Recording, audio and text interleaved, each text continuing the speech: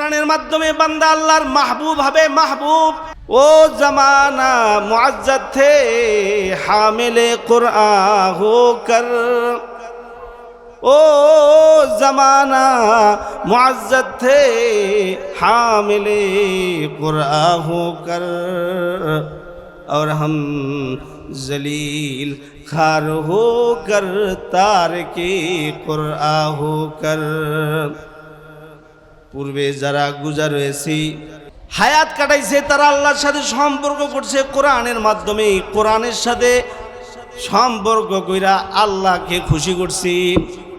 তাই আল্লাহ তাআলা আপনার আমার পয়গম্বরের উপরে আল্লাহ তাআলা কোরআন নাজিল কইরা বলে, উতলুমা উহিয়া ইলাইকা মিনাল কিতাবি ওয়া আকিমিস সালাত, উতলুমা উহিয়া ইলাইকা মিনাল কিতাব, উতলুমা উহিয়া ইলাইকা মিনাল কিতাব। বন্ধু, আপনাকে আমি আমার পক্ষ থেকে কিতাব দিয়েছি ওহীর মাধ্যমে। আপনাকে আমি কিতাব দান করেছি। যেই কিতাব আমি আপনাকে দান করেছি এই কিতাবের তেলাওয়াত করেন। যেই কোরআন আমি আপনাকে দিয়েছি ওই কোরআন আপনি পড়েন, নিজে কোরআন পড়েন এবং আপনি আপনার পরিবার পরিজনকে কোরআন পড়বার নির্দেশ প্রদান করেন।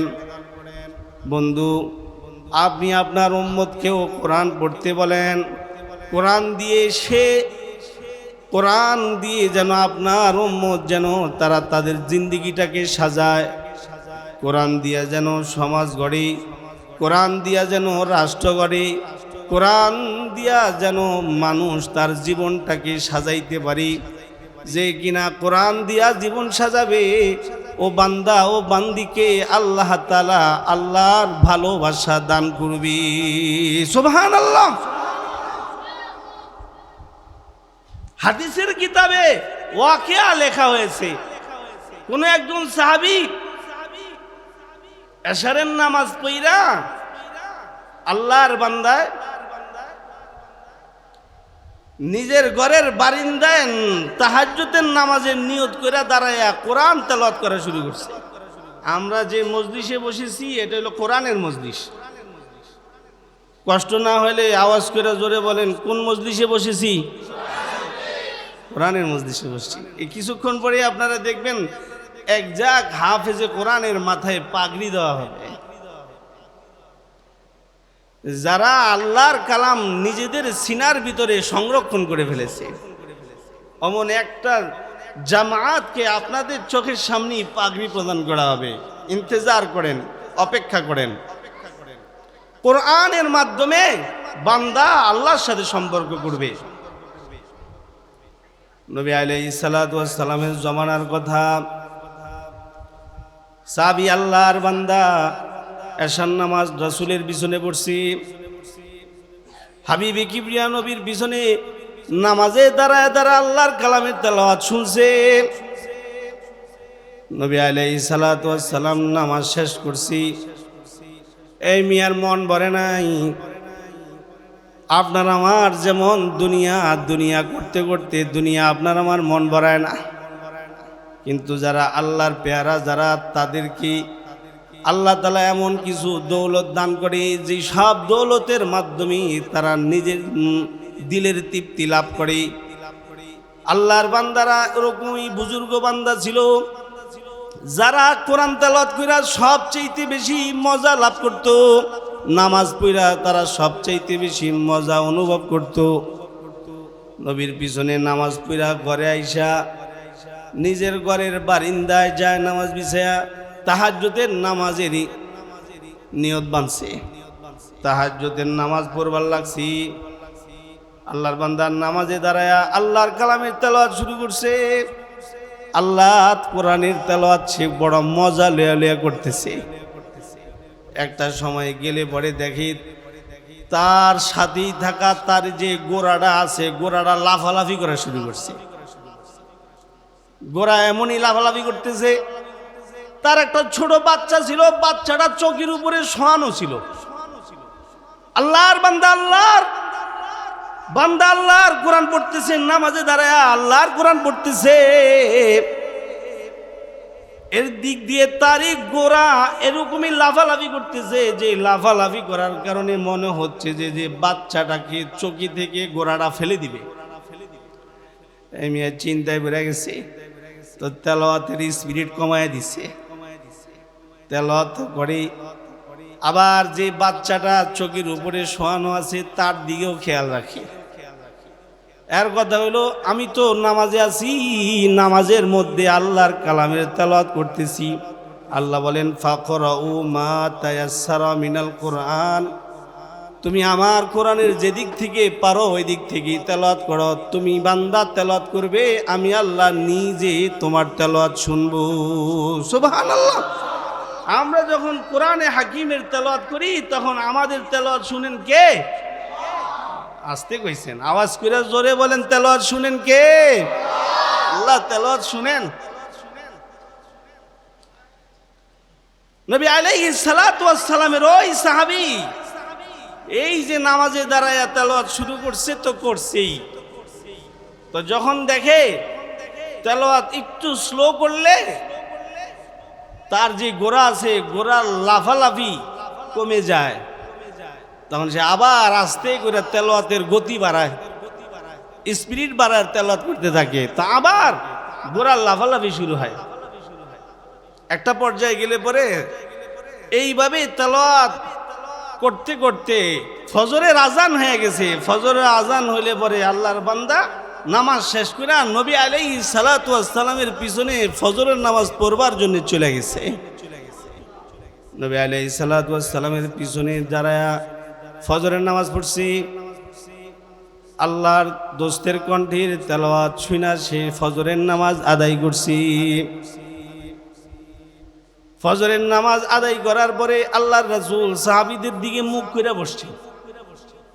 ওই যে সাহাবী যে সারা রাত দাঁড়ায় দাঁড়ায় তাহাজ্জুদের নামাজ পড়ছে, ওই সাহাবী আল্লাহর দোস্তের খেদমতে হাজির হয়ে বলে, আল্লাহর দোস্ত, ওগো পয়গম্বরে আরবি, ওগো আল্লাহর দোস্ত, গেল রাত্রে আপনার পিছনে আমি এশারের নামাজ পড়েছি, পরিশেষে আমি আমার ঘরে গিয়া আল্লাহর কালাম অধিক তেলাওয়াত করবার নিয়তে আমি তাহাজ্জুদের নামাজের লম্বা সময় কোরআন তেলাওয়াত করছি। আমরা যেমন লম্বা সময় মোবাইল টিভি, শুয়া কতক্ষণ বইসা মোবাইল টিভি, বইসা থাকতে থাকতে যখন দেখি পিঠ ব্যথা করে তখন শুয়া পড়ি। শুয়াও আমরা মোবাইল টিপতে থাকি, মোবাইল টিপতে টিপতে টিপতে টিপতে একটা পর্যায়ে গিয়া দেখা যায় যে মোবাইল বুকের উপরে রাইখা ঘুমায় যায়। কি ঠিক কইলাম না? ঠিক কইলাম? মোবাইল এত আসক্ত, মোবাইলের প্রতি আমাদের এত টান, কোরআনের প্রতি টান নাই। মোবাইলের প্রতি আমাদের এত আগ্রহ, মাগান নামাজের প্রতি আমাদের আগ্রহ নাই। দুনিয়ার প্রতি আমাদের এত আগ্রহ, কিন্তু মাগার আল্লাহ আল্লাহর রাসূলের প্রতি আমাদের আগ্রহ নাই। কিন্তু আল্লাহর দোস্তের সাহাবীরা ব্যতিক্রম ছিলেন, যার কারণে আল্লাহ তাআলা তাদের সনদ কোরআনে আল্লাহ তাআলা দিয়ে দিলেন, রাদিয়াল্লাহু আনহুম ওয়া রাযু আন। আল্লাহ বলে, বন্ধু, আপনার সকল সাহাবীদের উপরে আমি সন্তুষ্ট হয়ে গেছি, কারণ আপনার সকল সাহাবীরা আমি আল্লাহর গোলামি কইরা মজা পায়। এই জমানার মানুষও যদি কোরআন তেলাওয়াত কইরা মজা পায়, অথবা এই জমানার মানুষ যদি কোরআন তেলাওয়াত শুনে মজা পায়, অথবা এই জমানার মানুষ যদি ইমামের পিছনে দাঁড়ায়া নামাজে কোরআন তেলাওয়াত শুনে যদি মজা পায়, তাহলে আল্লাহর কসম আল্লাহ তাআলা আল্লাহর ওই বান্দা বান্দিকে জান্নাত দান করবে। সুবহানাল্লাহ বলেন। নবী আলাইহিস সালাতু ওয়াস সালামের সাহাবী বলে, আল্লাহর দোস্ত, গতকালকে রাতে একটা ব্যতিক্রম ঘটনা ঘটছে। ব্যতিক্রমী একটা ঘটনা গতকালকে রাতে ঘটছে। কি ঘটনা? নামাজে যখন কোরআন পড়তেছিলাম, এমন একটা জায়গায় দাঁড়ায় নামাজ পড়া শুরু করছি, যেই জায়গায় আমার গোড়াটাও থাকে, গোড়াটার কাছাকাছি দাঁড়ায় নামাজ পড়বার লাগছি। কিন্তু গো আল্লাহর নবী, আমি যখন আল্লাহর কালামের তেলাওয়াত শুরু করি, আস্তে আওয়াজে তেলাওয়াত করলে কোনো সমস্যা হয় না। যখনই আমার ভিতরে আবেগ চলে আসে, আমার ভিতরে উদ্দীপনা চলে আসে, তখন আল্লাহর কালামের তেলাওয়াতের আওয়াজ বড় হয়ে যায়। বড় হয়ে গেলে পরে আমার সাথে দাঁড়ায় থাকা গোরা, যেটা কিনা দাঁড়ায় দাঁড়ায় ঘুমায়, গোড়ায় কিন্তু ঘুমায় দাঁড়ায় দাঁড়ায় ঘুমায়, শুয়া ঘুমায় না। আমি যখন আল্লাহর কালামের তেলাওয়াত একটু জোরে করছি, তো গোড়া দাঁড়ানো থাকা অবস্থায় লাফালাফি করছে। এরকমই লাফালাফি করছে যে আমার বাচ্চাটা চকির উপর থেকে সে ফেলে দিবে, এইভাবেই সে গোটা রাত লাফালাফি করছে। আমি তার অধিক লাফালাফি দেখা আমি আমার তেলাওয়াতকে আমি স্লো করে নিছি, তো তার লাফালাফি বন্ধ হয়ে গেছে। ওগো আল্লাহর রাসূল, এটার কারণ কি? আল্লাহর দোস্ত বলেন, আয় আমার সাহাবী, তুমি যে রাত জায়গা নামাজে আল্লাহর কালামের তেলাওয়াত করছো, ওই যে উতলু মা উহিয়া ইলাইকা মিনাল কিতাব, উতলু মা উহিয়া ইলাইকা মিনাল কিতাব। আল্লাহ বলছে, বন্ধু আপনি তেলাওয়াত করেন যেই জিনিসের ওহী করা হয়েছে আপনাকে। আল্লাহর পক্ষ থেকে আপনার আমার নবীকে আল্লাহ কোরআন দান করছে। ইকরা বিসমি রাব্বিকাল্লাযী খালাক, খালাকাল ইনসানা মিন আলাক, ইকরা ওয়া রাব্বুকাল আকরাম, আল্লাযী আল্লামা বিল কলম, আল্লামাল ইনসানা মা লাম ইয়ালাম, কাল্লা ইন্নাল ইনসানা লায়াতগা। আপনার আমার নবীকে আল্লাহ তাআলা জিবরাইল আমিনকে দিয়া কোরআন দিলেন। এই কোরআনের তেলাওয়াত আল্লাহ তাআলা করবার নির্দেশ দিলেন। তো আল্লাহর দোস্ত কোরআন তেলাওয়াত করে, আল্লাহর দোস্তে সাহাবীরাও কোরআন তেলাওয়াত করত। কেউ কোরআন তেলাওয়াত করত নামাজি, কেউ আবার তেলাওয়াত করত নামাজে এবং নামাজের বাহিরেও অধিক বেশি বেশি করে আল্লাহর কালামের তেলাওয়াত করত। তো সাহাবী যখন নবীকে এই ওয়াকিয়া শুনাইলো, আল্লাহর রাসূল কি বলে শুনেন, আল্লাহর দোস্ত কি বলে শুনেন। আল্লাহর দোস্ত বলে, সাহাবী রে, তুমি যে আল্লাহর কালামের তেলাওয়াত করছো রাত জেগে নামাজে, তোমার তেলাওয়াত শুনবার জন্য আসমান থেকে ফেরেশতা চলে আসছে। হাসতে কইছেন আল্লাহু আকবার, জোরে বলেন আল্লাহু আকবার, জোরে বলেন। তোমার তেলাওয়াতে আসমানের ফেরেশতারা চলে এসেছে। তুমি যখন আল্লাহর কালামের তেলাওয়াত করতেছিলে, তোমার তেলাওয়াত মধুর কণ্ঠে হওয়ার কারণে তোমার তেলাওয়াত শুনবার জন্য আসমান থেকে ফেরেশতারা চলে আইছে। তুমি যখন আল্লাহর কালাম পড়তেছ, তো তোমার কণ্ঠের তেলাওয়াত শুনবার জন্য ফেরেশতা আইছে। যদিও তুমি দেখো নাই, কিন্তু এই যে বোবা প্রাণী এই গোরাটা দেখছে, গোরা এই দৃশ্য দেখা সে লাফালাফি করেছে। এইটাই হলো মূলত গোরার লাফালাফির কারণ। কেউ যদি আল্লাহর কালাম তেলাওয়াত করে, তো আল্লাহর কালাম তেলাওয়াত শুনবার জন্য ফেরেশতারা হাজির হইয়া থাকে। সুবহানাল্লাহ পড়েন। কোরআন তেলাওয়াত শুনবার জন্য যেমন ফেরেশতারা হাজির হয়, জিন্নাতরাও হাজির হয়। কোরআন তেলাওয়াত শুনবার জন্য জিন জাতিরাও হাজির হয়। আল্লাহ তাআলা কোরআনেও এই জাতীয় ঘটনা আমাদের সামনে তুলে ধরছেন। আল্লাহর কোরআনে বলে, ওয়ালাকাদ সাররাফনা ফি হাযাল কুরআন। আল্লাহর কোরআনে আমাদেরকে শুনাইছেন, কয় কোরআন এমনই এক দৌলত তোমাদেরকে আমি দান করলাম, যেই দৌলত শুধুই ফেরেশতারা শুনে তা নয়, আমি তোমাদেরকে এমন এক দৌলত দান করলাম যেই দৌলতের আওয়াজ জিন্নাতরা পর্যন্ত শুনে। আল্লাহ তাআলা বলে, ওয়াইজ সাররাফনা ইলাইকা নাফারাম মিনাল জিন্নি ইয়াস্তামিউনাল কুরআন, ওয়াইজ সারফনা ইলাইকা নাফারাম মিনাল জিন্নি ইয়াস্তামিউনাল কুরআন ফালাম্মা হাদারুহু قالوا أنصتوا فلما قضي ولوا إلى قوم منذرين।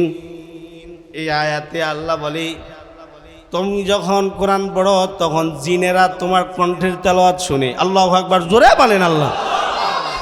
কিন্তু ভাগ্য মন্দ আমাদের, আমরা কোরআন তেলাওয়াত শুনবার পারি না। যাই কোরআন তেলাওয়াত শুনবার জন্য মসজিদে যাই, কিন্তু আরেকজনে মোবাইলে রিংটোন দিয়ে রাখছি। ইমাম সাহেব কেরাত পড়ে, হেই মিয়ার মোবাইলে রিংটোন গান চলতেছি। এমন হয় কি হয় না? মোবাইল এমন রিংটোন দিয়ে রাখছে যে রিংটোন নিয়ে মসজিদে গেছে, ইমাম সাহেব কোরআন পড়তেছে আর এই মিয়ার মোবাইলে ফোন আইছে আর রিংটোন বাজতেছে গানের। তার মানে এখানেও আমাদেরকে কোরআন শুনবার দেয় না। অথচ কোরআন শুনলে লাভ, কোরআন পড়লে লাভ, কোরআনকে মুহাব্বত করলে লাভ, এবং কোরআনের সাথে সম্পর্ক করলেও লাভ। কেউ যদি কোরআনের সাথে কোনো না কোনোভাবে সম্পর্ক রাখে তো আল্লাহ তাআলা এই কোরআনের সুপারিশ তাকে দিয়া করবে, কোরআনের সুপারিশ সে পাবে। এই যে আয়াতে কারিমা বললাম, এই আয়াতে কারিমায় আল্লাহ বলে, বন্ধু আপনি যখন কোরআন তেলাওয়াত করতেছিলেন তখন জিন্নাতরা আপনার কণ্ঠের তেলাওয়াত শুনে আপনার কাছে চলে আসছে। وَإِذْ صَرَفْنَا إِلَيْكَ نَفَرًا مِنَ الْجِنِّ يَسْتَمِعُونَ الْقُرْآنَ وَإِذْ صَرَفْنَا إِلَيْكَ نَفَرًا مِنَ الْجِنِّ يَسْتَمِعُونَ الْقُرْآنَ। বন্ধু আপনি যখন কোরআন তেলাওয়াত করতেছিলেন, আপনার তেলাওয়াতে এত মজা, এত জাদু আছে, জিন্নাতের দল যারা বিচরণ করতেছিল আসমানের খবর নিবার জন্য, কিন্তু তারা পারতেছিল না। নিরুপায় হয়ে বন্ধু আপনার তেলাওয়াত আমি তাদের কানে লাগাই দিলাম, আর তারা সোজা আপনি পয়গম্বরের পিছনে এসে দাঁড়ায় তেলাওয়াত শুনলো। যখনই তারা আপনার তেলাওয়াত শুনলো, তেলাওয়াত শেষ হওয়ার পরে জিন্নাতগুলো নবীদের সামনে হাজির হয়ে বলে, আপনার নাম বলেন। আল্লাহর রাসূল নাম বলছি। আপনার বাবার নাম বলেন। আল্লাহর দোস্ত নিজের বাবার নাম বলছি। জিন্নাতরা বলে, আপনি তাহলে কেন দুনিয়ায় প্রেরিত হয়েছেন? আল্লাহর রাসূল বলে, আমাকে আল্লাহ তাআলা সর্বশেষ পয়গম্বর বানায় পাঠাইছি। তাহলে আপনার কাজ কি? আল্লাহর দোস্ত বলে, আমার কাজ হলো কোরআনের দাওয়াত দেওয়া। আমার কাজ হলো মানুষদেরকে আল্লাহর দিকে আহ্বান করা। কুল হাদিহি সাবিলি আদউ ইলাল্লাহ, কুল হাদিহি সাবিলি আদউ ইলাল্লাহি আলা বাসীরাতিন আনা ওয়া মান ইত্তাবানি। আল্লাহর দোস্ত বলেন, আল্লাহ আমাকে বলছি, বন্ধু আপনি আমার বান্দা বান্দীদেরকে আমার দিকে আহ্বান করেন। তার মানে আমি তোমাদের সকলের পয়গম্বর, মানুষের জন্য যেমন পয়গম্বর, জিন্নাতদের জন্যও আমি তেমন পয়গম্বর। জিন্নাতরা নবীজিকে প্রশ্ন করছি, আল্লাহর দোস্ত জিন্নাতদের প্রশ্নের উত্তর দিয়া দিছি। জিন্নাতরা সাথে সাথে নবীর প্রশ্নের উত্তর পায়া খুশি হয়ে গেছি। এবার তারা বলে, আর আপনি নবীর কাছ থেকে ঈমানহীন দূরে থাকতে চাই না, দেন আমাদেরকে কালিমা পড়ায় দেন, আমরা এখন থেকেই আপনার উম্মত হয়ে বেঁচে থাকবো। সুবহানাল্লাহ। এই মজলিসেই এই জিন্নাতরা কোরআন তেলাওয়াত এর মাধ্যমে আল্লাহ তাআলা আল্লাহর নবীর কাছে নামাইলো, আর এরা নবীর কাছে গিয়া এই কোরআনের বদৌলতে কালিমা পড়ে মুসলমান হইল। তাহলে তেলাওয়াত ফেরেশতারা শুনি, তেলাওয়াত জিন্নাতেরা শুনি। শুধু খালি শুনে, ফেরেশতারা শুনে, জিন্নাতরা শুনে এমন না, মানুষও শুনে। আল্লাহর কালামের তেলাওয়াত আজকে কিতাবে পড়ছি, মুহাম্মদ ইবনে সামেক উনি বর্ণনা করেন, আল্লাহর বান্দা বর্ণনা করেন, মুসা ইবনে মুহাম্মদ হাশেমি একজন ধনাঢ্য একজন যুবকের নাম। আল্লাহর বান্দা কোটি কোটি টাকার সম্পদের মালিক ছিল। সেই সম্পদ পায়া আল্লাহর নাফরমানির মধ্যে নিমজ্জিত ছিল। খুব মনোযোগ দিয়ে শুনেন, আল্লাহর কালামের তেলাওয়াত যদি কোনো নাফরমানির কানেও যদি যায় তো আল্লাহর বান্দার দিল তখন হেদায়েত পেয়ে যায়। আল্লাহর কালামের তেলাওয়াত যদি কেউ শুনে তাহলে আল্লাহ তাআলা তাকে হেদায়েত দান করে।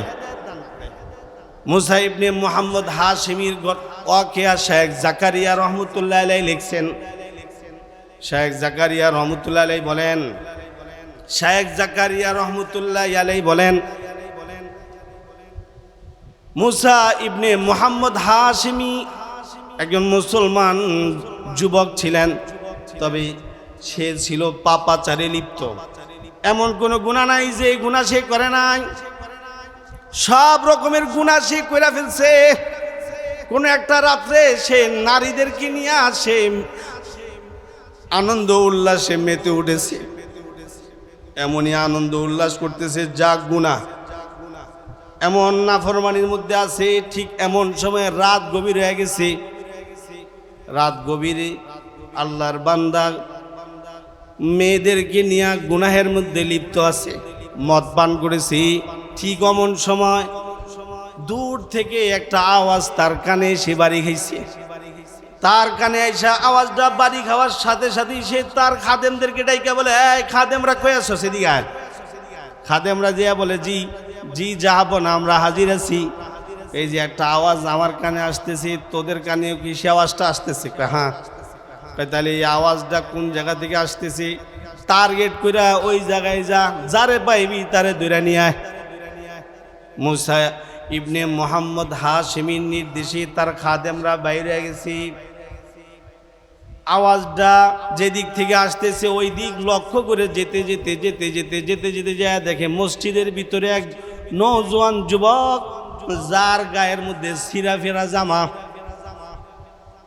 যার পেট পিঠ একসাথে হয়ে গেছে, যার চুলগুলো এলোমেলো আছে, কিন্তু আল্লাহর বান্দা আল্লাহর ঘর মসজিদে বৈশা বৈশা আল্লাহর কালামের তেলাওয়াত করতেছে। আল্লাহু আকবার, জোরা বলেন আল্লাহ। আল্লাহ তাআলা কোরআনে বলে, কিছু কিছু আমল আছে যে আমলের মাধ্যমে ইমানদারের ইমান বাড়ে। ইন্নামাল মুমিনুনা আল্লাযীনা ইযা যুকিরাল্লাহ ইন্নামাল মুমিনুনা আল্লাযীনা ইযা যুকিরাল্লাহু ওয়াজিলাত কুলুবুহুম ওয়া ইযা তুলিয়াত আলাইহিম আয়াতুহু যাদাতুহুম ঈমানা ওয়া আলা রাব্বিহিম ইয়াতাওয়াক্কালুন আল্লাযীনা ইউকিমুনাস সালাতা ওয়া মিম্মা রাযাকনাহুম ইউনফিকুন উলাইকা হুমুল মুমিনুনা হাক্কান লাহুম দারাজাতুন ইনদা রাব্বিহিম ওয়া মাগফিরাতুন ওয়া রিজকুন কারীম। আল্লাহ তাআলা সূরা আনফালে বলে, আমার কোরআনের তেলাওয়াত করলে যদি কোনো ইমানদার আমার কোরআনের তেলাওয়াত শুনে, তাহলে এই কোরআনের তেলাওয়াতের এত পাওয়ার যে ইমানদারের সামনে কোরআনের তেলাওয়াত করা হলে পরে ইমানদারের ইমান বৃদ্ধি পাইতে থাকে। সুবহানাল্লাহ। মুফাসসিরিন কেরাম এই আয়াতের তাফসীরে লিখছে, যদি তেলাওয়াত যদি কখনো কোনো পাপাচার ব্যক্তির সামনেও যদি কেউ করে, কোরআনের তেলাওয়াত করে, আর সেই পাপী যদি শুনে, তো আল্লাহ তাআলা কোরআন তেলাওয়াত শোনার কারণে পাপীর পাপ কাজ আল্লাহ বন্ধ করে দেয়। কিছুদিন আগে ফেসবুকে একটা ভিডিও দেখছি, মুসলমান যুবক সে বিয়ে করবে, এজন্য গায়ে হলুদের আয়োজন করছে। গায়ে হলুদের আয়োজন করতে গিয়া ওখানে অশ্লীল গানের আয়োজনও করছে। এই গানের আয়োজনে পাশে থাকা মাদ্রাসা, যেমন আপনাকে মাদ্রাসা যেমন মাশাআল্লাহ অনেক ছাত্র, মাদ্রাসার নাম কি? আব্দুল্লাহ ইবনে মাসউদ রাদিয়াল্লাহু আনহু। হ্যাঁ, তো মাদ্রাসার পাশেই ওই বিয়ের আয়োজন করছে, গায়ে হলুদ। খুব মনোযোগ দিয়ে শুনে, ওই যে ঘুমিয়ে ধরছে। কি রাত খুব বেশি হয়ে গেছে মনে হয়, মানে মাইক সেট আপ মাশাআল্লাহ ভালো, কিন্তু আমার কাছে ভালো লাগতেছে না, আর খুব একটু গরমও গরমও লাগতেছে। এরপরেও যাক, চলুক, আল্লাহর কথাই তো। আর কিছু সময় কি দেওয়া যাবে?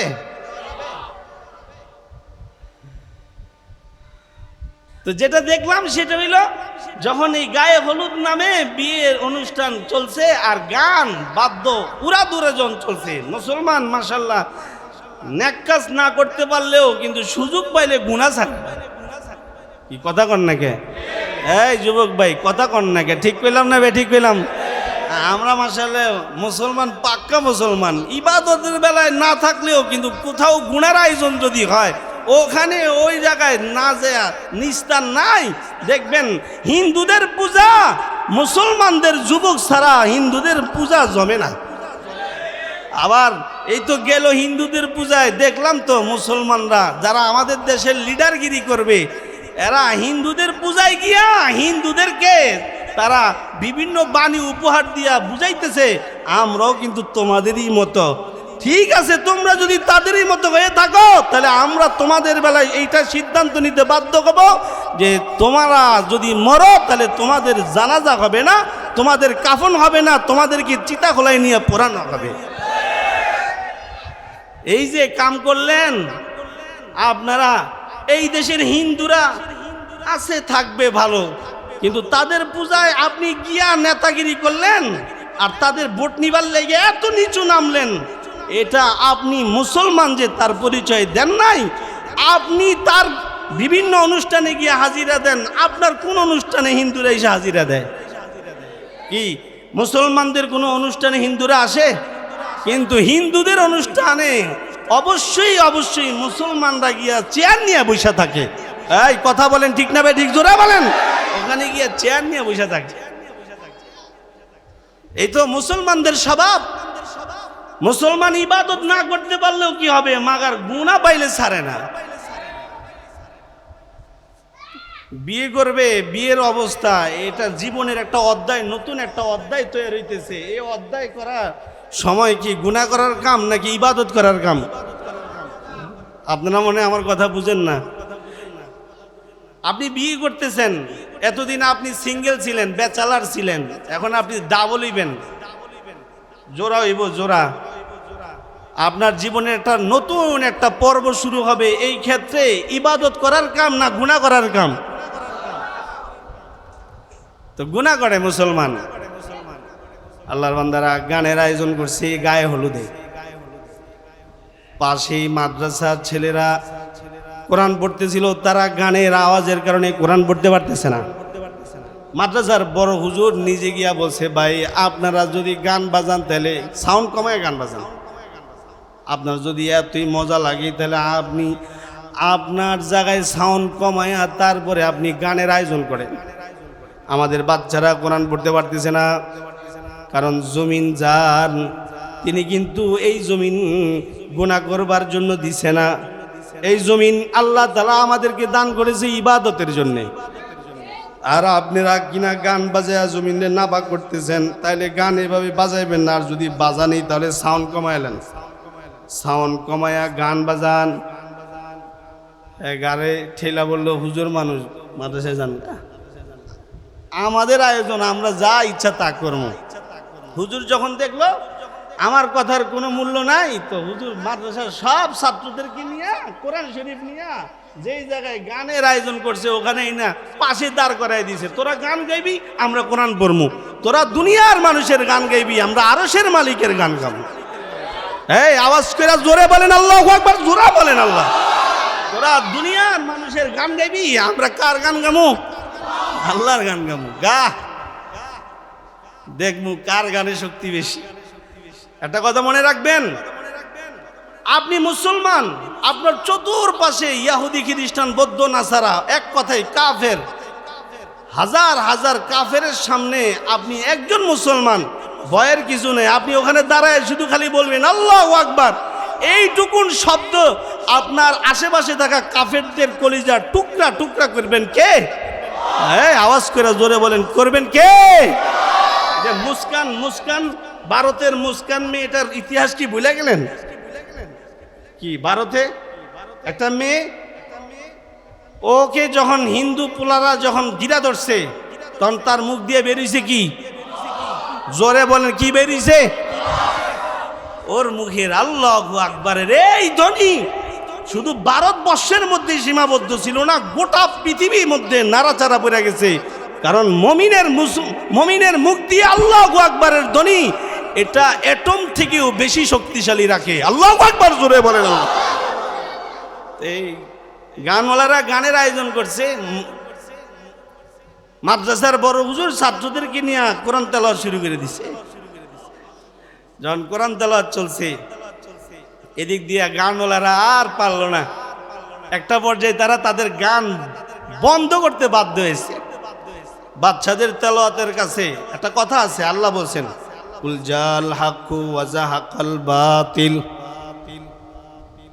আকুল জাল হাক্কু ওয়া যাহাকাল বাতিল ইন্নাল বাতিলা কানা যাহুকা।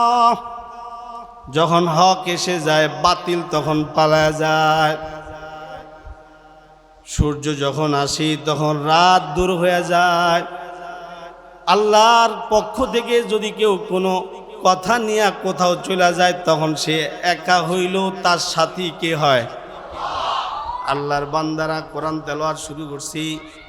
কোরআন তেলাওয়াত শুনতে শুনতে একটা পর্যায়ে গিয়া গানওয়ালাদের গান বন্ধ হয়ে গেছে। গানওয়ালাদের গান বন্ধ হয়ে গেছে। কোরআন আগে ছিল, বর্তমানেও আছে, ভবিষ্যতেও থাকবে। এই কোরআনের সাথে যারাই সম্পর্ক করবে তাদেরকে ভাগ্যবান করবেন কে? আল্লাহ তাদেরকে ভাগ্যবান করে দিবেন। তো বলতেছিলাম, মুসা ইবনে মুহাম্মদ হাশমি তিনি যখন গুনাহের মধ্যে লিপ্ত, সে তার চাকর বাকরকে পাঠাইছে, এই যা তো এই সাউন্ড যেই জায়গা থেকে আসতেছে ওই জায়গা যা, যে যারে পাবি তার ধরে নিয়া। যা গেছে, যা দেখে মসজিদের ভিতরে একজন যুবক, ছোট দুইটা নঙ্গি তার দেহে, জীর্ণ শীর্ণ দেহ, পেট আর পিঠ একত্রে লেগে গেছে। কিন্তু আল্লাহর ঘর মসজিদে বসে বসে আল্লাহর কালামের তেলাওয়াত করতেছে। শেখুল হাদিস জাকারিয়া রহমতুল্লাহি আলাইহি উনি ওনার কিতাবে ওয়াকিয়া লিখছেন। আল্লাহর বান্দারা ওনাকে তুলে নিয়ে আইছি। আল্লাহর বান্দারা ওনাকে তুলাই না যখন মুসা ইবনে মুহাম্মদ হাশমির সামনে রাখছে, মুসা ইবনে মুহাম্মদ হাশমি এই জীর্ণ শীর্ণ দেহের অধিকারী ব্যক্তির দিকে তাকায় বলে, এই তুমি কে?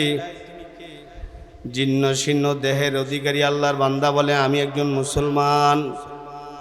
কয় তাহলে তুমি এত গভীর রাত্রিতে কি করতেছিলে? আমি মসজিদে বইসা আল্লাহর কালামের তেলাওয়াত করতেছিলাম। তাহলে তুমি যে আল্লাহর কালামের তেলাওয়াত করতেছিলা, আমার একটু তেলাওয়াত শোনাও। এতক্ষণ তো শুনছি দূর থেকে, তুমি অনেক দূরে ছিলা, ওই দূরে বসে আল্লাহর কালাম পড়ছো। ওই তেলাওয়াত বাতাসে কখনো আমার কানে বাড়ি দিছে, আবার বাতাস যখন উল্টা দিকে গেছে আমি আর তেলাওয়াত শুনি নাই। তুমি আবার আমাকে একটু তেলাওয়াত করে শোনাও। আল্লাহর বান্দা সাথে সাথে দাঁড়ায়া আল্লাহর বান্দা আবার মুসা ইবনে মুহাম্মদের সামনে তেলাওয়াত করা শুরু করছে। ইন্নাল আবরারা ফি নাঈম আলাল আরাইকি ইয়ানজুরুন تعرف في وجوههم نضرة النعيم يسقون من رحيق مختوم ختامه مسك وفي ذلك فليتنافس المتنافسون ومزاجه من تسنيم عينا يشرب بها المقربون إن الأبرار لفي نعيم আল্লাহর বান্দা একেবারে আল্লাহর কালামের তেলাওয়াত শুরু করছে।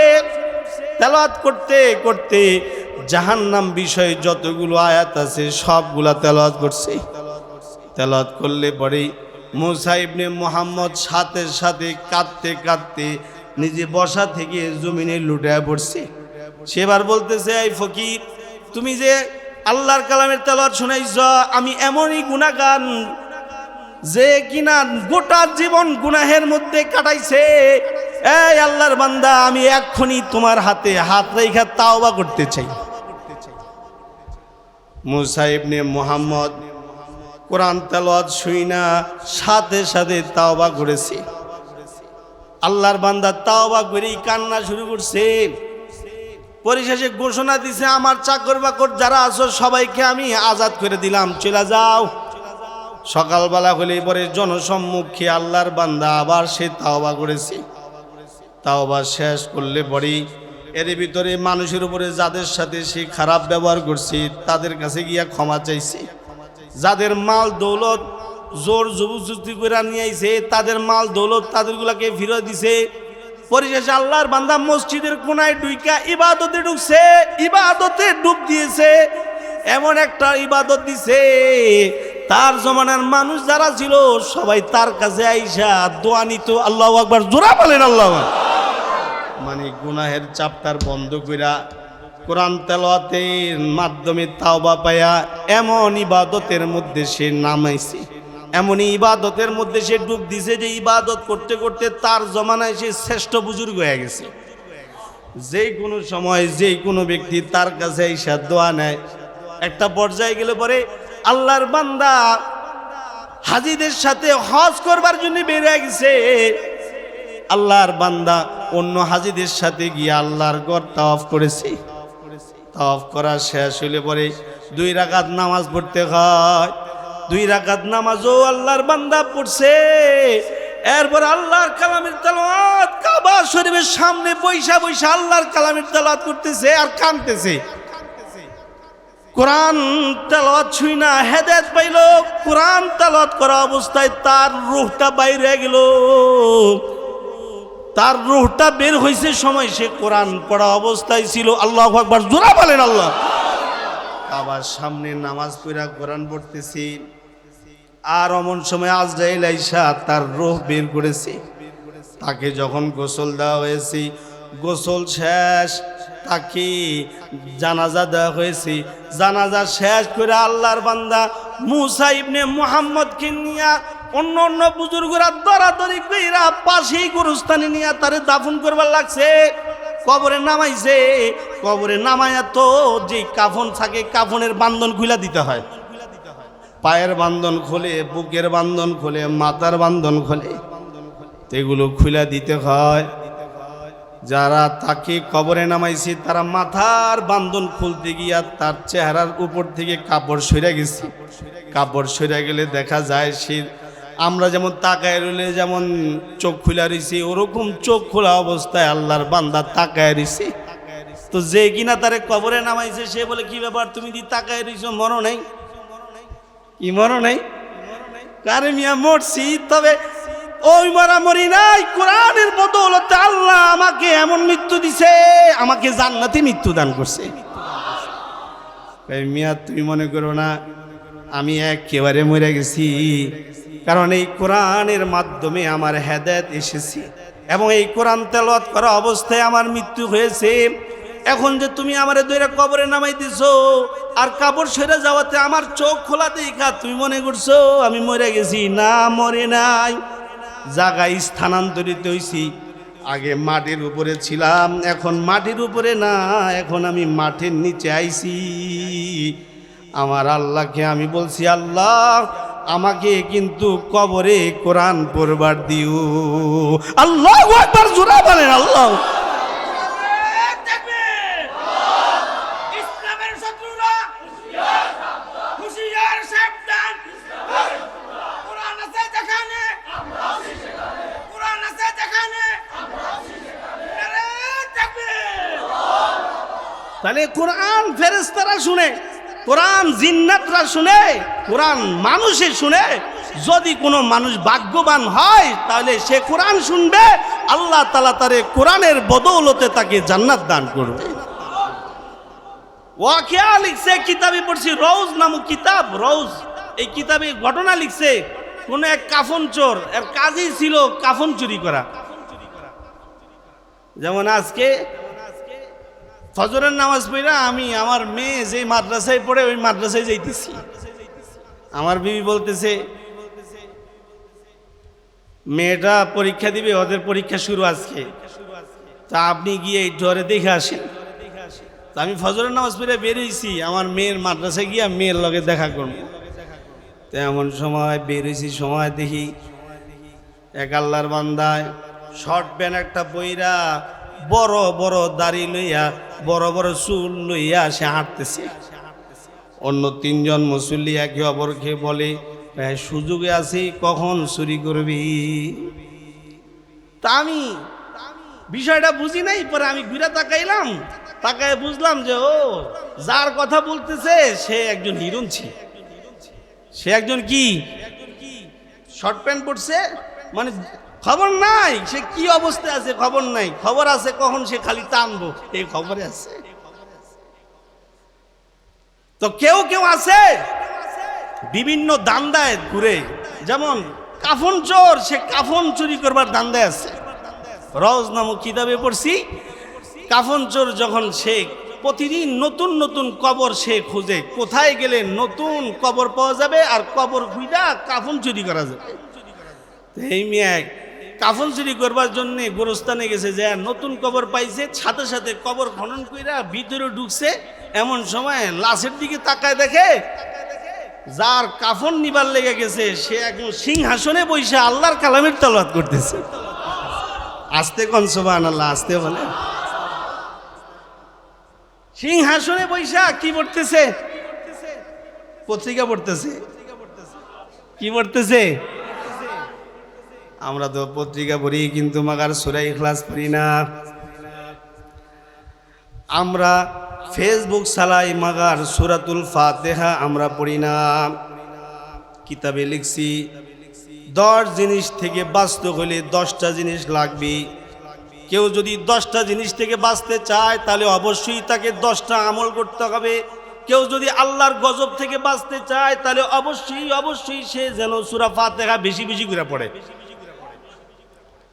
2 নাম্বার, কেউ যদি হাসরের ময়দানে পিপাসা থেকে মুক্তি পেতে চায় তাহলে সে যেন সূরাতুল ইয়াসিনের তেলাওয়াত করে।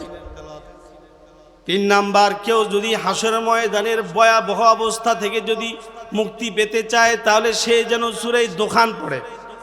সে যেন কি পড়ে? আরে কথা বলেন, সে যেন কি পড়ে?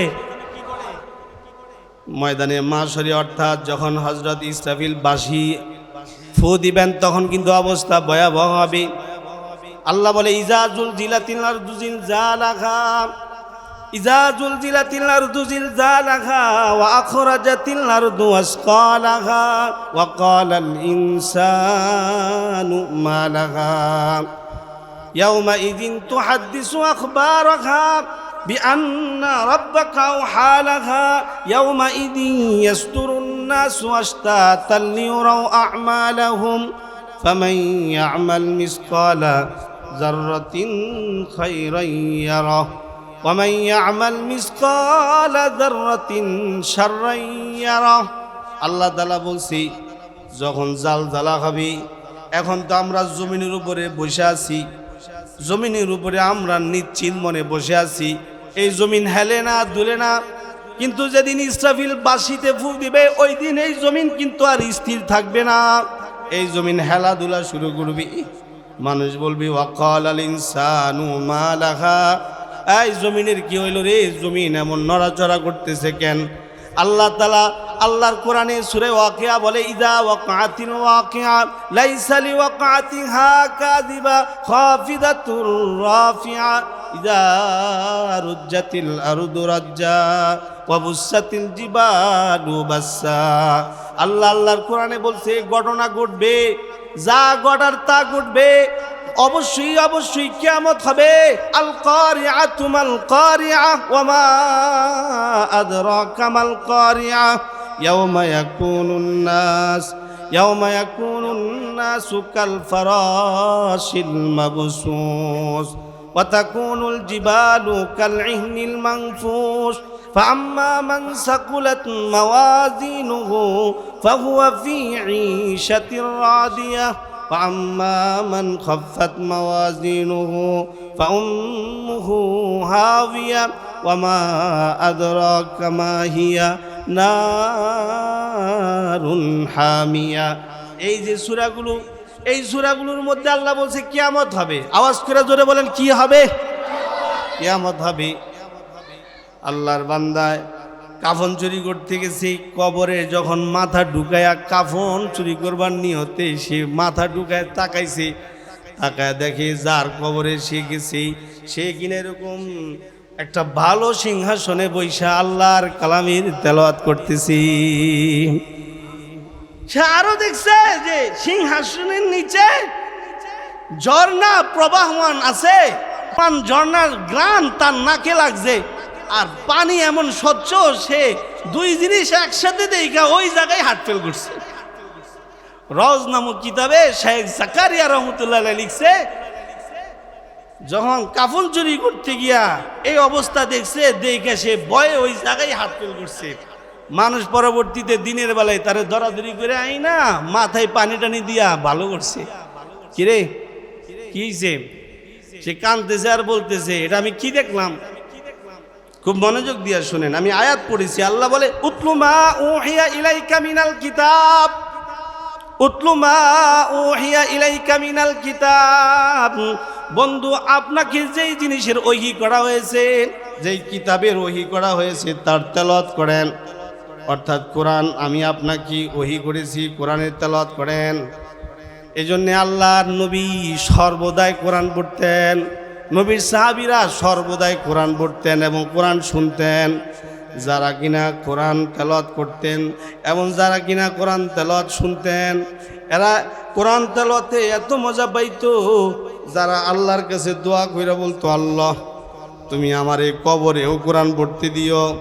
যারা কবরে গিয়া কোরআন পড়বার চাইছে, আল্লাহ তাআলা তাদেরকে কবর জগতেও কোরআন তেলাওয়াত করবার সুযোগ দিয়েছি।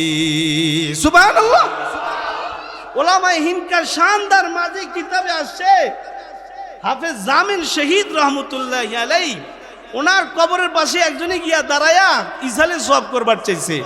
সূরা ফাতিহা একবার পড়ছে, এমন সময় হাফেজ জামিল শহীদ কবরের ভিতর থেকে ডাইকা বলে, এই আল্লাহর বান্দা, তুমি আমার কবরের পাশে দাঁড়ায়া কোরআন পড়তেছো, তুমি আমার কবরের পাশে কোরআন না পড়া অন্য কোনো মুর্দারের কবরের পাশে গিয়া কোরআন পড়ো, আমি নিজে আল্লাহর কালামের তেলাওয়াত কবরের মধ্যে বসে বসে করতেছি।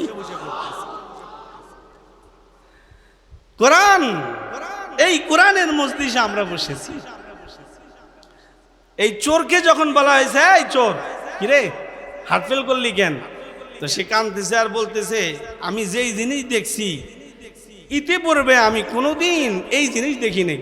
আমি তো কাফন নতুন করে চুরি করি না, এটা আমি আগের থেকেই করি। তবে এইবার কাফন চুরি করতে গিয়ে আমি যে জিনিসটা দেখেছি, এইটা আমি কি দেখলাম? তো সবাই তারে ধরছে, কি দেখছস ক? তো সে বলবার জন্য রেডি হয়, অমন সময় সে ওই যে আল্লাহর বান্দা কবরে মাইয়াতকে দেখছে কোরআন পড়তে, সে এই জিনিসের কথা মনে করলেই সে অজ্ঞান হয়ে যায়। এমতো অবস্থায় অজ্ঞান হয়ে গেছে, আর তাকে স্বপ্ন দেখানো হয়েছে, তুই যদি আমার এই কবরের সন্ধান দুনিয়ার মানুষকে যদি দেস, তাহলে তোর এমন ক্ষতি হইব যা তুই কোনোদিন কল্পনাও করতে পারবি না।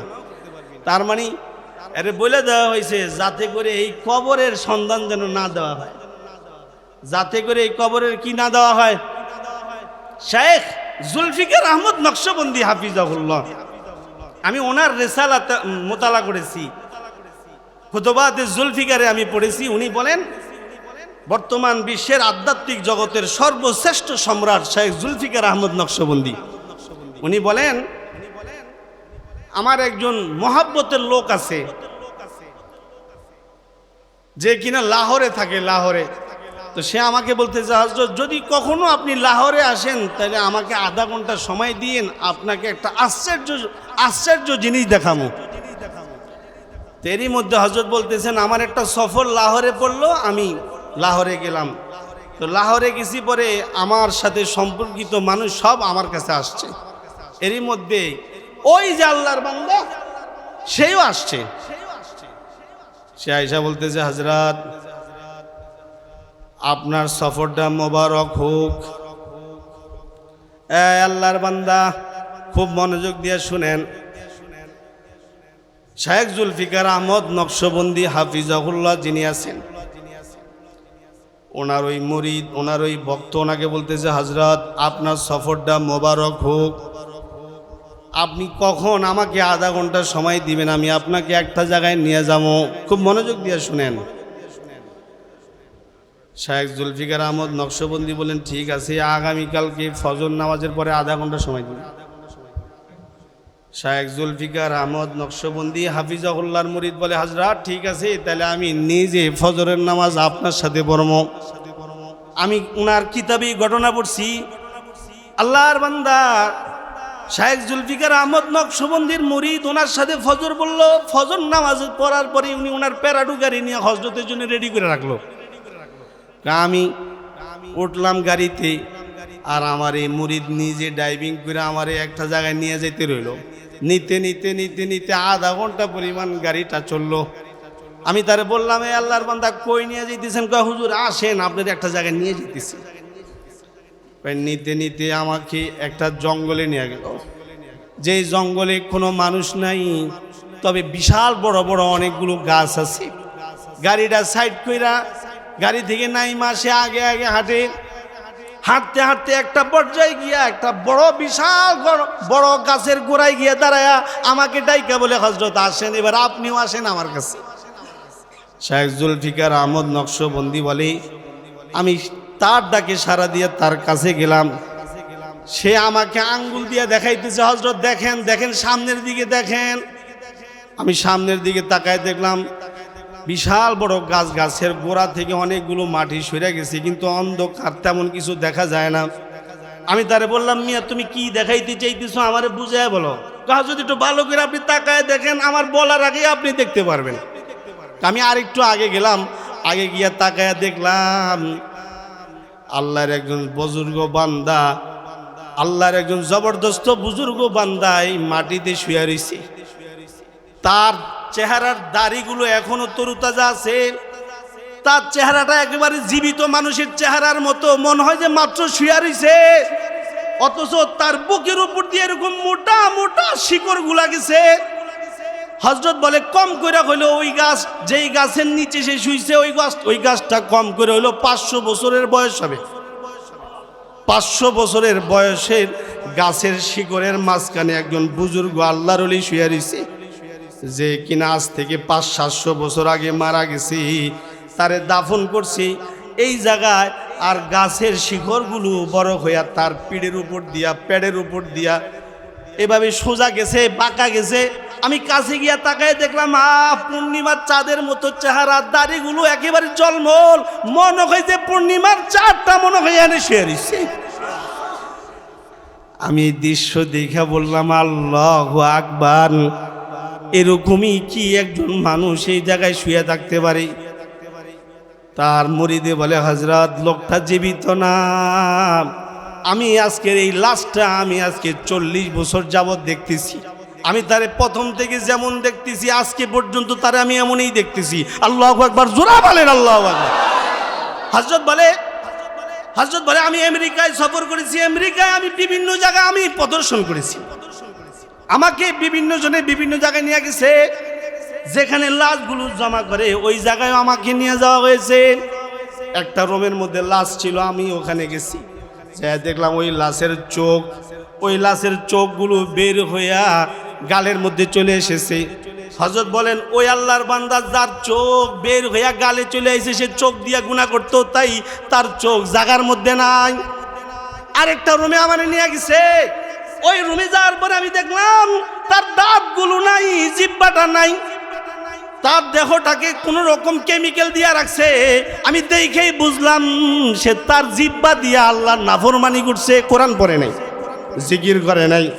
আল্লাহু আকবার, সুবহানাল্লাহ, আলহামদুলিল্লাহ, লা ইলাহা ইল্লাল্লাহ বলে নাই। যাই হোক, বুঝাইতে চাইলাম, কাফন চোর কাফন চুরি করতে গিয়া আশেকে কোরআনকে তাকায়া দেখেছে সে আল্লাহর কালামের তেলাওয়াত করতেছে ঘরে বৈশা, দুনিয়ার ঘরে না, মাটির ঘরে বৈশা আল্লাহর কালামের তেলাওয়াত করে। আর আল্লাহ বলে, উতলুমা উহিয়া ইলাইকা মিনাল কিতাব, বন্ধু আপনাকে আমি ওহী করেছি কিতাবের, ওই কিতাবের তেলাওয়াত করেন। এই তেলাওয়াতের মাধ্যমে আপনার মর্যাদা বাড়বে। দুনিয়ার কোনো মানুষ যদি আল্লাহর কালামের তেলাওয়াত করে তাহলে তার মর্যাদা বাড়ে। দুনিয়ার কোনো মানুষ যদি আল্লাহর কালামের তেলাওয়াতকারী বান্দা বান্দিদেরকে মোহাব্বত করে তাহলে তারও মর্যাদা বাড়ে। দুনিয়ার কোনো মানুষ যদি কোরআন প্রেমিকদের জন্য যদি কোনো কিছু করে তাহলে তারও মর্যাদা বাড়ে। বাড়ান কে? জোরে বলেন, বাড়ান কে? আল্লাহ বলেন, আমি মানুষের কণ্ঠের তেলাওয়াত ফেরেশতাদেরকে শোনাই, মানুষের কণ্ঠের তেলাওয়াত আমি জিন্নাতদেরকে শোনাই। মানুষের কণ্ঠের তেলাওয়াত অন্য মানুষকে শোনায়া তারপরে হেদায়েত দেওয়াই, এবং কোরআন তেলাওয়াতে দুনিয়ার হায়াত কাটাইছে, কবরে যায়াও আমার কোরআনের তেলাওয়াত সিংহাসনে বৈশা করে। কোরআন তেলাওয়াত করে যদি কেউ মরে তাহলে তার লাশটা পচে না। আল্লাহ আমাদের সবাইকে আল্লাহর কালামের তেলাওয়াত করে কবরে যাইবার তৌফিক দান করুন। দ্বিতীয় আয়াতে আল্লাহ বলে নামাজ কায়েম করবা।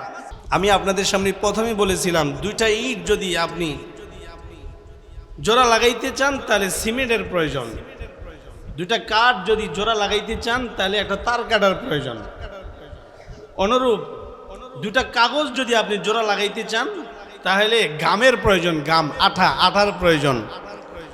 আর আপনি যদি দুইটা কাপড়কে যদি আপনি একত্রে করতে চান, দুই টুকরা কাপড় আলাদা আলাদা কাপড় একত্রিত করতে চান তাহলে এখানে সুই সুতার প্রয়োজন। মাশাআল্লাহ, ওর বয়ান মনে আছে, সুই সুতার প্রয়োজন। সুই সুতা দিয়েই কিন্তু আপনি দুইটা কাপড়কে একত্রে করতে পারবেন। এই যে আমরা যে কাপড়গুলো পরছি, এই কাপড়গুলো সেলাই করে সুই সুতার মাধ্যমে একটার সাথে জোড়া লাগছে। তো বান্দা যদি আল্লাহর সাথে সম্পর্ক করতে হয় তাহলে অবশ্যই তাকে 3 কাজ করতে হবে। কথা বলেন, কয় কাজ করতে হবে? এর মধ্যে প্রথমটি হলো অবশ্যই বান্দা আল্লাহর কালামের তেলাওয়াত করবে। কার কালামের তেলাওয়াত করবে? 2 নাম্বার ওয়াকিমিস সালাত, নামাজ কায়েম করবে। 2 নাম্বার কি? কথা বলেন, যায়েন না কেউ, গরম আঙ্গুর কাছেও লাগতেছে, এরপরে বসে দিছি না, গরম বেশি। কুলনারু জাহান্নামা আশাদ্দু হাররা, এর চেয়ে বেশি গরম তো জাহান্নামের আগুন। কি কন? যাক, আর বেশি সময় বিরক্ত করবো না, আমি আমার বয়ান আপনাদের সামনে গুছাই ফেলতেছি। দুনিয়ার বিভিন্ন বস্তুগুলো একটা আরেকটার সাথে সংযোগ রাখতে হলে মাধ্যম লাগি। বান্দা বান্দি যদি আল্লাহর সাথে সংযোগ করতে হয় তাহলে 3টা কাজ লাগি। 1 নাম্বার হলো আল্লাহর কালামের তেলাওয়াত করবি। 2 নাম্বার ওয়াকিমিস সালাত, নামাজ কায়েম করবে। নামাজ আল্লাহর জন্য পড়বে। 3 নাম্বার ওয়ালা জিকুরুল্লাহি আকবার, অবশ্যই আল্লাহর নামের জিকির করবি। মজার বিষয় হলো দেখেন, নামাজের মধ্যে তেলাওয়াতও আছে, নামাজের মধ্যে জিকিরও আছে। নামাজের মধ্যে আল্লাহর কালামের তেলাওয়াত আছে, নামাজের মধ্যে আবার জিকিরও আছে। আল্লাহু আকবার, এটা জিকির। যখন আমরা নিয়ত বাঁধি তখন কি বলি? জোরে বলেন, চিল্লায়া বলেন, মাশাআল্লাহ, আল্লাহু আকবার, এটা জিকির।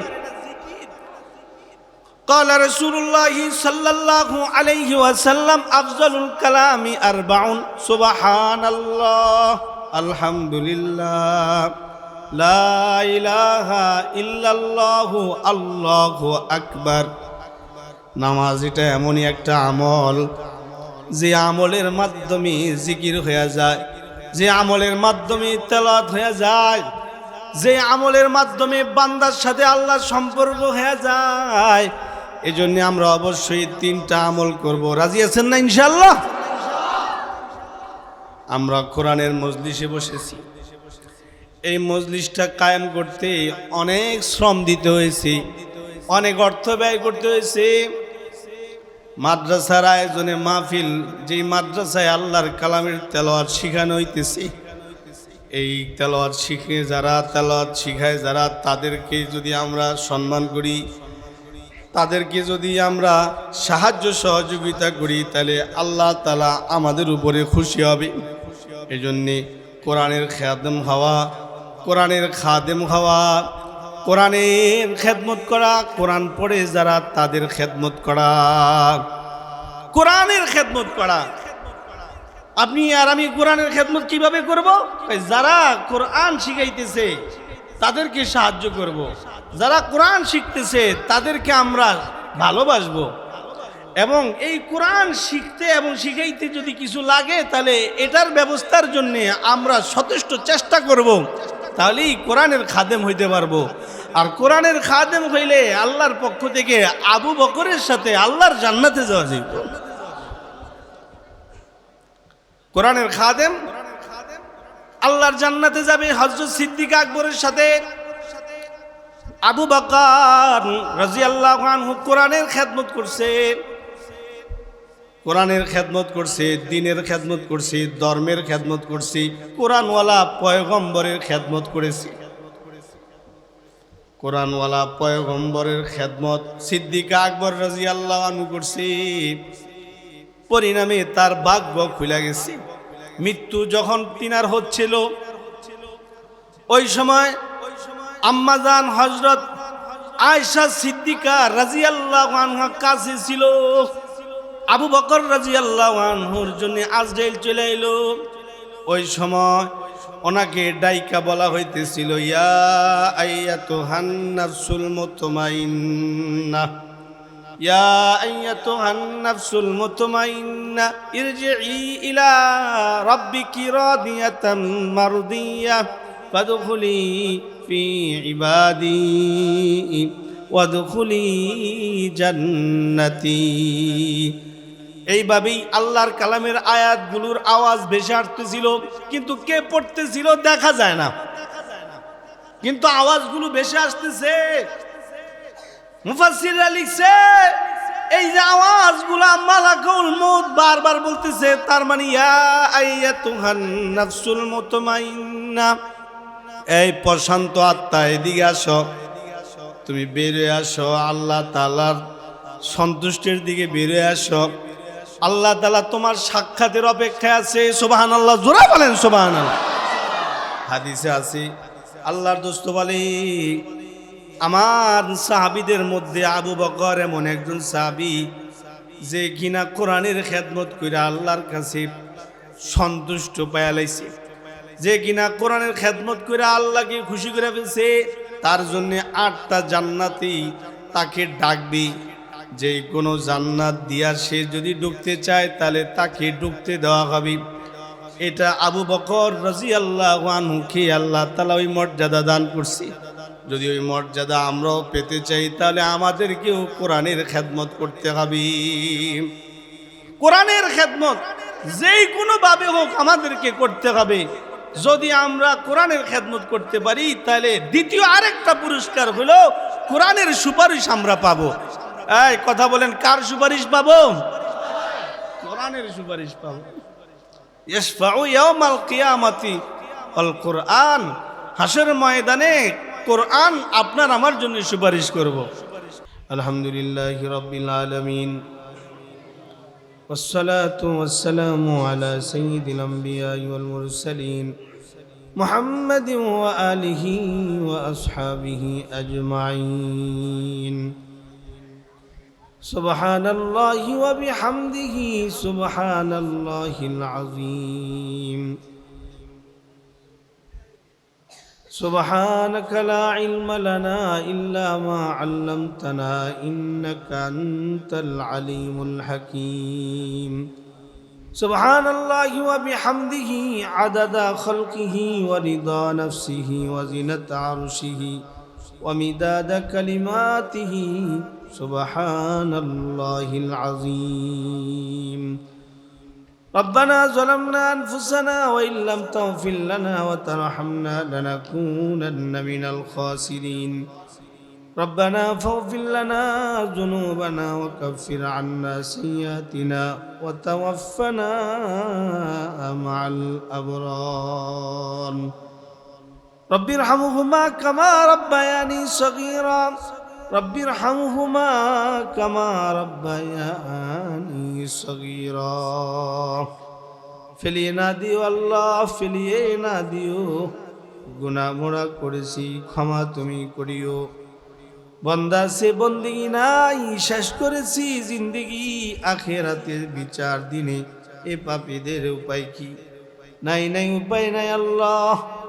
তাই তো রাত গভীরে মাদ্রাসার বার্ষিক মাহফিলে বসে তোমার বুজুর্গ বান্দা বন্দীদেরকে নিয়ে তোমার দরবারে ভিক্ষুকের ন্যায় 2টা হাত তুলে ধরেছি।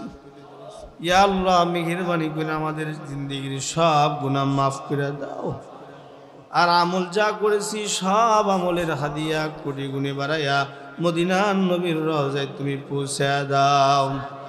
ইয়া আল্লাহ, হযরত আদম থেকে নিয়ে অদ্য মুনাজাত পর্যন্ত যত যত মানুষ কবরস্থ হয়ে গেছে সকলের কবরে হাদিয়া পৌঁছে দাও। রব্বে কারীম, আমরা যারা তোমার দরবারে ভিক্ষুকের ন্যায় দুইটা হাত তুলে ধরেছি, আমাদের মা বাবা, দাদা দাদি, নানা নানি, শ্বশুর শাশুড়ি, ভাই বোন, আত্মীয় স্বজন, পাড়া প্রতিবেশী, ময় মুরব্বী